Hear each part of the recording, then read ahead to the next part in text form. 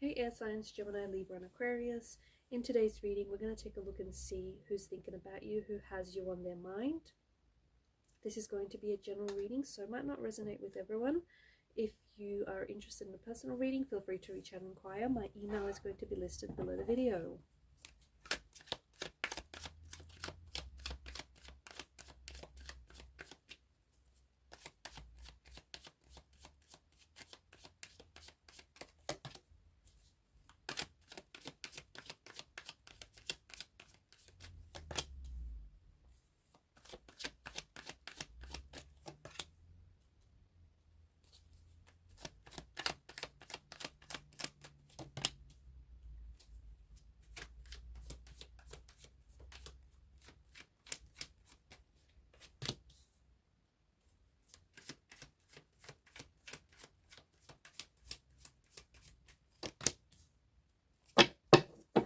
Bottom of the deck is the Nine of Swords. Below that is the Knight of Swords. Okay, you definitely have someone who is definitely thinking about you. Okay, someone who I think, like, you live rent-free in this person's mind. And I think this is someone who thinks about you very frequently and almost very obsessively, given the repetition of the swords here and given the energy with the Knight of Swords. There's a lot of it's a very uneasy kind of energy. I think that there's a lot of stress in this person's energy. I think this is someone who thinks about you but gets quite worked up when thinking about you, is like stresses over you or stresses over what you had. So I think this is someone maybe whom you've had cut ties with, or maybe this is someone whom you're not necessarily talking to. So even though this person is thinking about you, they may not necessarily be communicating with you. Maybe you're in a no contact part of this relationship. Maybe this is someone who has hurt you, because swords are a weapon, and given the multitude of the swords here, I think that this is maybe someone who has hurt you and who has hurt in some capacity the relationship or the connection you had with them. And this makes sense, because why are they so stressed and why they're so worked up when they're thinking about you? This is someone who loses sleep over you. Okay, I feel like in particular at the night time, so they could be an insomniac, they could be prone to headaches or migraines, or they could really work themselves up so much so that they end up getting a headache thinking about what happened, or thinking about how they're potentially sabotaged, or how the relationship ended and how they would do things differently. I think that this person stresses that you're no longer there, sorry, and they're no longer in a relationship with you, or that things happen the way that they did. There is a lot of emotional scattered energy, and I think it's also mentally scattered energy in this person's, like in this reading. So whoever it is that's thinking about you, they're all over the place. They're an emotional wreck with that you is what they are. They don't know whether they're coming and or going. This person wants to reach out to you but then doesn't, misses you but then tells themselves they don't, wants to stay but then leaves or comes and goes, is hot and cold. I'm also picking up a very moody personality, so I think this person is prone to heavy emotional mood swings. They swing back and forth like a pendulum.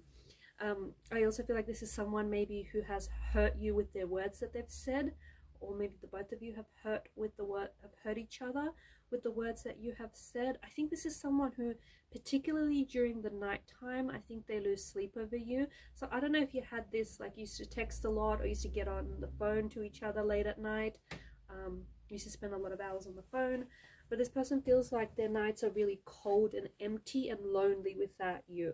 Night times feel the worst for them. I also feel like they have a bunch of your photos or have a bunch of your text messages saved that they like to reread. And again, I feel like this person is kicking themselves for losing you, for hurting you, for potentially ruining or sabotaging, or maybe not fighting enough for the relationship and for their feelings. I think this is someone who does romanticize you, okay? This person, I think, romanticizes you. They romanticize what they had about this relationship, or maybe this is someone who fantasizes about you and who fantasizes that one day you might go back to this place where the both of you were in a good place, especially maybe in the beginning. There's a lot of Pentacles energy as well. So I think that this is someone who maybe that they are very grounded. They could be an earth sign as well. Taurus, Virgo, Capricorn, also strong Cancer energy, Pisces or Scorpio. But I think this is someone whom I think you have known for this person for a number of years. Okay, it may have been hot and cold. It may have been on and off. Seven of Cups is a very non-committal type of energy. So maybe this person had a fear of commitment, or had a fear of emotional vulnerability and emotional, like being emotionally intimate. I think that this person had something was holding them back, and I think they acted one way but they felt another. I also feel like maybe at times this person, and even now, they potentially, because of the polarity with the moon card, they may act opposite to how they feel. So they're missing you, they still have feelings for you, but they hold back contact, they hold back communication. They could still be bitter, they could be brooding, they could be resentful because of what happened or because of what was said. I think this person is scared that you have options. This person knows that you're someone very attractive, you're someone very good looking, and that you get a lot of attention. They're scared that you have chemistry with a lot of people, and they're scared that you have other options, and they're scared that because of this they're getting pushed completely out of the picture. I pick up this person to be a bit of an anxious energy. So someone is thinking about you, but and yes, they do have fond memories of you, but there's a lot more of a nervous or an anxious energy. They're nervous to reach out, they're nervous to communicate. Maybe this person is scared that you're not going to reciprocate. Okay, you're not going to text them back, or maybe they feel like you don't want to hear from them. Maybe they feel like I don't know, maybe they're just too scared. They're too scared to talk to you. They're too scared to reach out. They're too scared to communicate their feelings.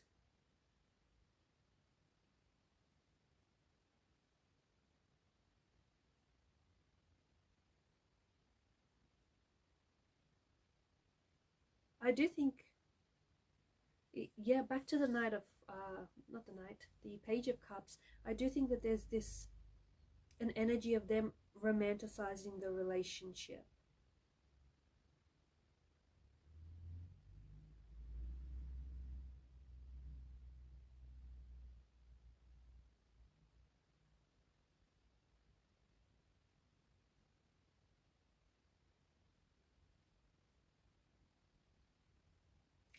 This person also feels as though, okay, so, all right.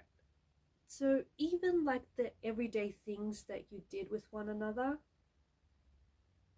like just your everyday routines to create this shared life that you had with one another, they found that very romantic, or they really romanticized all of that.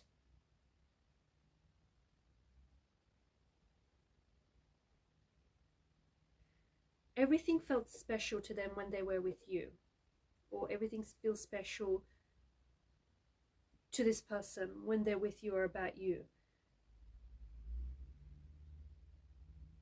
Something about maybe the novelty having worn off in this relationship, and maybe they felt as though like you guys had to create new novelty in other ways, or you guys did create new, like when the initial novelty wore off in the beginning, you guys did eventually create other forms of novelty. I'm picking up that very strongly.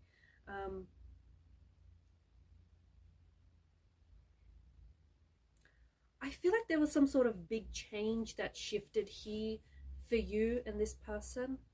And I think it's this big change that really impacted the relationship. I feel like maybe it's like a change from changing your work, or something that there's something built up here over time to create this kind of energy of conflict, or this kind of energy of tension in your life, to create a bit of a gap.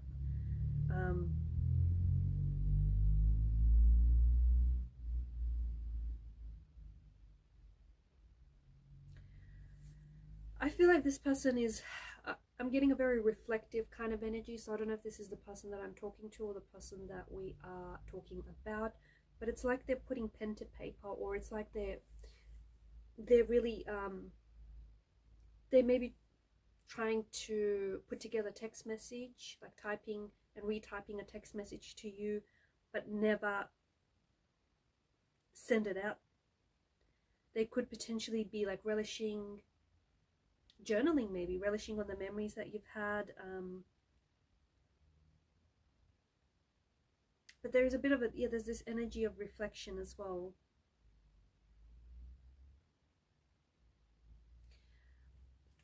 Because of the suit of pentacles, and because you've got both the queen and the king of pentacles here as well, something about not, maybe this person feels as though like you didn't pay enough attention to them, or they felt as though they didn't pay enough attention to you, or they didn't give enough of their attention, their time, their energy, their resources to this relationship, and that's something that they regret. There's also this energy of them not being able to commit, or them being so, there's a fear that I feel like, and this is a little bit complicated, but there's a fear that resides in the depths of their subconscious. So a subconscious fear that I feel like had them trapped in this energy of being afraid to commit, being afraid to enter into a commitment, to enter into a relationship. Maybe this person felt as though they were going to lose that individuality, they were going to lose their freedom. Maybe this person has, the waters are very murky here, and I think that there's this fear stems from, maybe it stems from the childhood environment they grew up in. Maybe they had a lot of abandonment issues, but it definitely stems from some sort of emotional trauma, some sort of emotional issues that need to be addressed. But I think that this person, like, they look at that now and they recognize that there was something a bit dark. There's something a bit dark about this person's energy. I'm not saying that they're a bad person or anything, but I think that there is something here that needs to be resolved. Whoever is thinking about you knows that they have, you know, hidden fears that have held them back, or knows that they have this fear of commitment, or knows that they may be prone to self-deprecation, self-sabotage behavior, and that might potentially have hindered the relationship or hindered the chances with you. So I think that they're doing some reflecting. This person is doing some reflecting, and they're able to see that there is something here that they need to shine a light on. Something about a shadowy aspect of their individual self, or a shadowy aspect of the relationship, but there's something here that is coming to the light. I think that you might potentially receive some form of contact or communication from this person, but I think that they desperately want to connect with you. I think this person desperately wants you back. I think this person desperately wants to reach you, but they somehow are holding themselves back, or they feel like they have limited access to you, restricted access to you. But I do think that you're going to expect to receive some sort of communication with this person that I think is going to arrive really unexpectedly, almost out of nowhere. It'll take you by surprise. It'll be like, maybe it'll be quite some time from now. Like, I'm not saying that this is going to happen in the next few days, or few weeks, or few months. Maybe by the time, you know, the end of the year rolls around, maybe sometime next year. But I do think that I feel like you're receiving some sort of contact, and you're quite surprised to hear from this person, or you're quite surprised to hear from this person, especially since it's been so long, or given that it just comes out of nowhere, like it just comes out of the blue. But it does feel like it's a pleasant surprise, and it does feel like you're it's a reciprocal kind of energy. So even though they reach out, I think you're reciprocating. So I think that you're happy to hear from them. So I think it's a shared energy. Like they say I think that they have something that they want to say to you that I also feel like is going to take you by surprise. It is an emotional message of some sort. Okay, there is an emotional depth, or there's an emotional significance attached to whatever it is that they want to share with you. So they're reaching out. I think that whoever this is, I think that this person really wanted to commit. I think this person really wanted to, I think maybe they wanted to commit to the relationship, but without, so they wanted to have the convenience of relationship without the actual commitment.